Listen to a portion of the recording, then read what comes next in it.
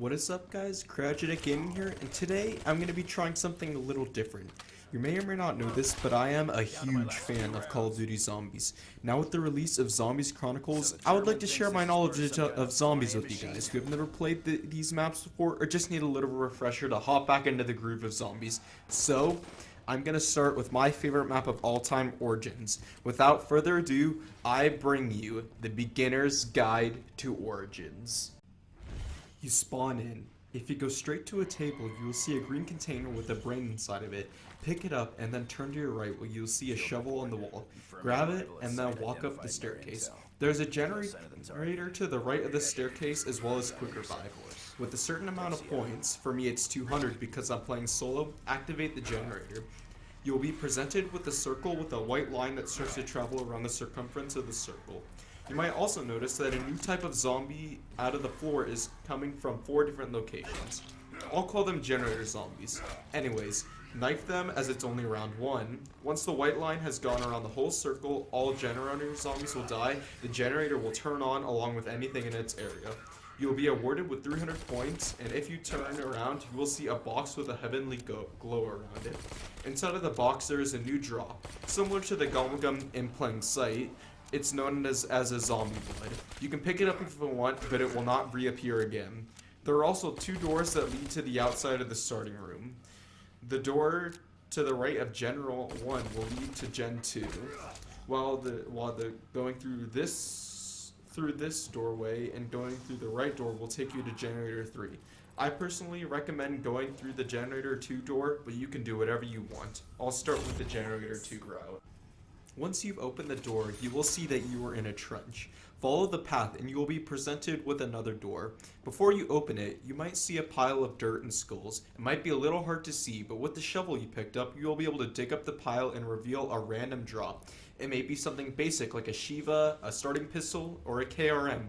It may be one of the many drops on the map, or it could be something considered bad, like grenades that explode on impact by themselves or another zombie. Anyways, when you have enough points, open the next door. There, you will find the generator itself, activate it when you're ready, a building, and a door that will lead you into the workshop. Like Generator 1, when you're ready, turn on the generator and repeat the process. Go into the building and you will see a box location to your left, a VMP wall by straight ahead, and 3 possible locations for a gramophone disc for the ice staff. The staffs will not be covered in this tutorial, but they will have their own in-depth tutorials on each one very soon. There are also 4 dirty stones sitting on a table. These will also be covered in a separate video.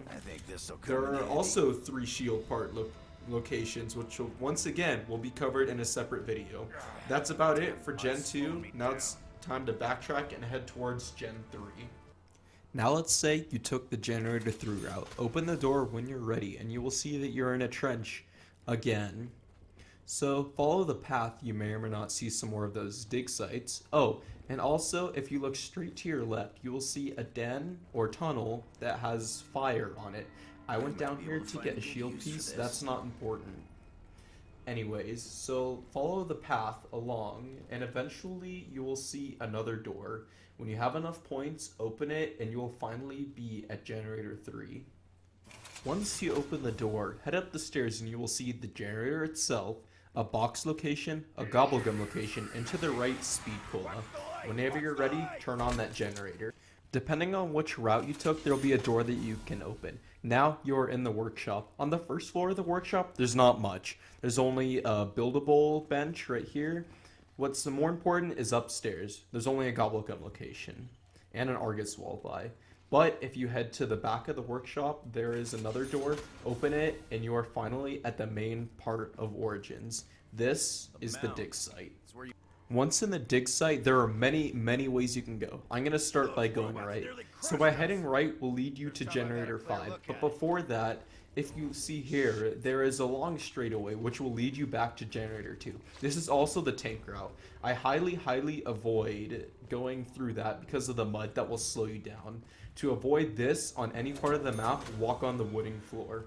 So now that you've opened the gateway to Generator 5, you will see the generator itself, stamina, a box location, a Wonder Fizz location, a Gobblegum location, a soul chest location to the right, and also a lightning gun. Now let's say instead of going right, you went left. So with going left, you will see a way that leads up to the mound, but that will be covered later. Another soul chest, and then there is 2 more directions that you can go.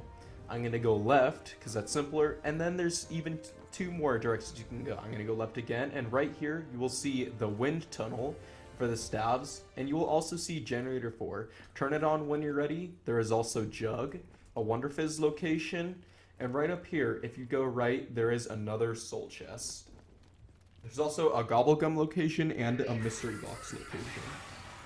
So if for some reason you decided to go right twice instead of going left, what you'll see is a pathway, and all this does is leads you to a back location that'll lead you up to the mound, some debris that will lead to the church, and ultimately it just leads in a circular path. So speaking of the church, let's head there right now. Once you've opened the debris that leads to the church, head up the pathway, and if you look to your left, you will see the last soul chest. Head down the path, and you will see that you are in a church. You will see a tank, obviously. There's a Gobblegum location right here, and right on the back side of the tank, there is another buildable bench.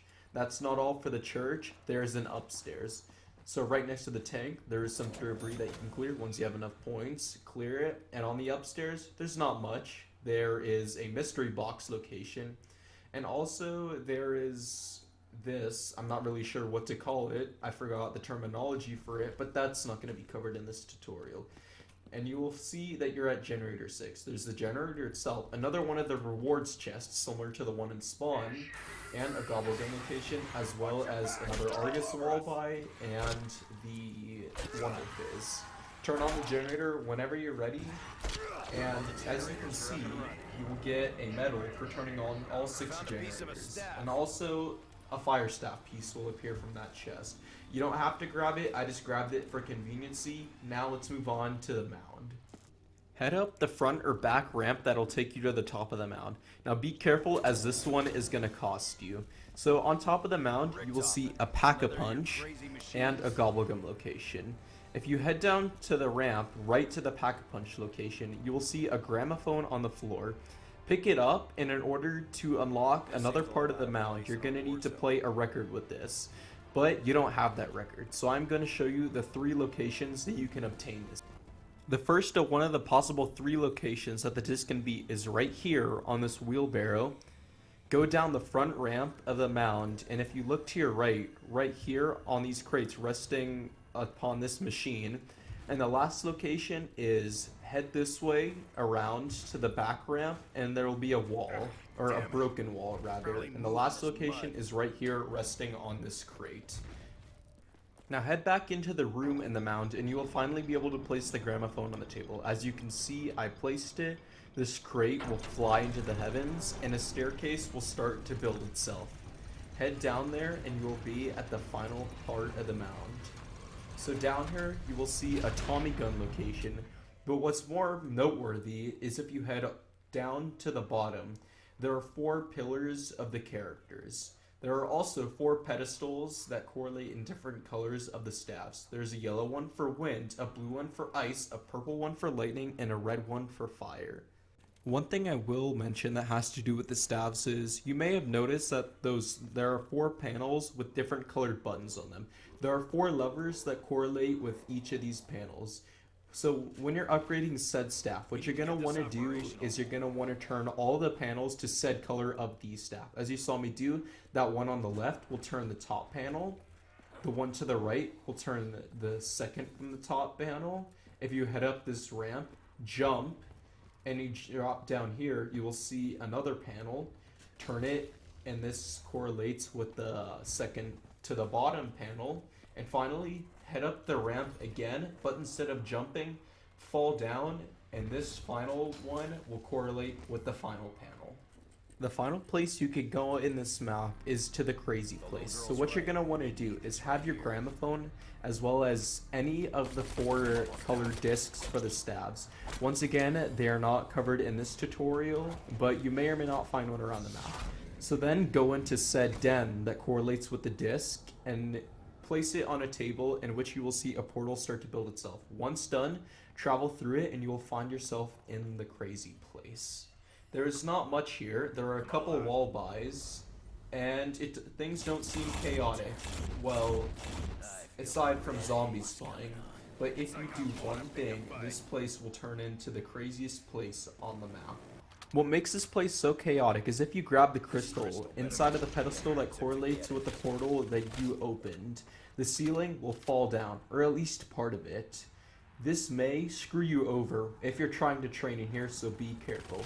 Also, this doesn't just happen once. As you can see, they'll fly back into the ceiling and the whole room will rearrange itself. This is what makes this room so chaotic. The only way to fix this would be doing the Easter egg.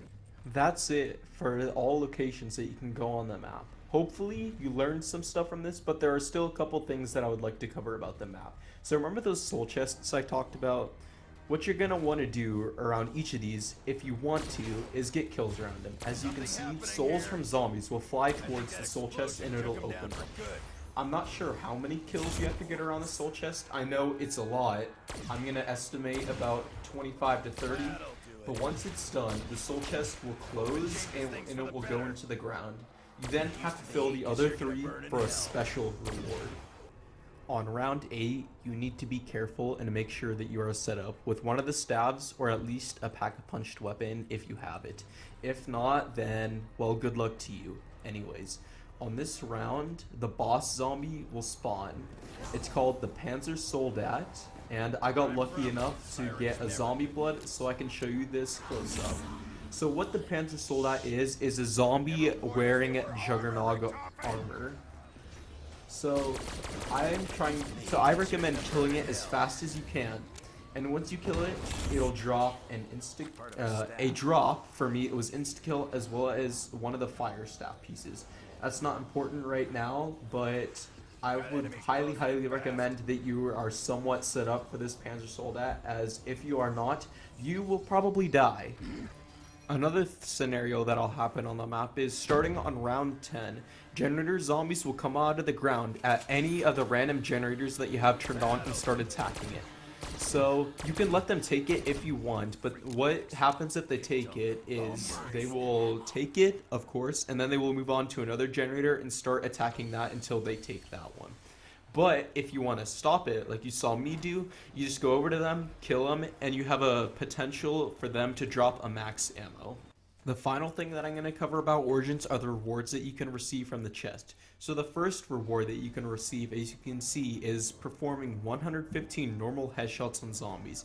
As you can see by the leaderboards, I am nowhere near close to that, so what you get from this as a reward is a random pack-a-punched weapon. It's usually something not too good, but it's not too bad. Anyways, the next reward that you can get is the reward for turning on all 6 generators. This reward will reward you with a max ammo. The next reward, I would go in order, but the chest decided to, I don't know, go out of order on me, is the reward for filling up all 4 chests, and that's the medal on the bottom. So I open it, and instead of getting something generic, you'll see this golden heavenly light upon the heavenly light of the soul box. If you pick it up, your character will do some animation, and this is awesome what this does. This is a melee kill, so instead of knifing, you will punch that zombie and it will fly. These are the thunder punches, and these can be upgraded, but they won't be covered in this tutorial. So the last thing is spending 30,000 points, and that will get you double tap. As you can see, I already have it, so I'm not able to get it. And to put a nice little bow on this was the beginner's guide to Origins. I hope you learned something from this whole thing. I'm glad I could help, and pretty soon there's going to be more beginner's guides to all of the maps, I promise. Anyways, if you like this kind of content and you want me to make more of this, please share your positivity by leaving a like, comment, or subscribing, so I know that you like this kind of content. Anyways, I'm Cryogenic Gaming. I hope you learned something once again, and have a great day. See you in the next one.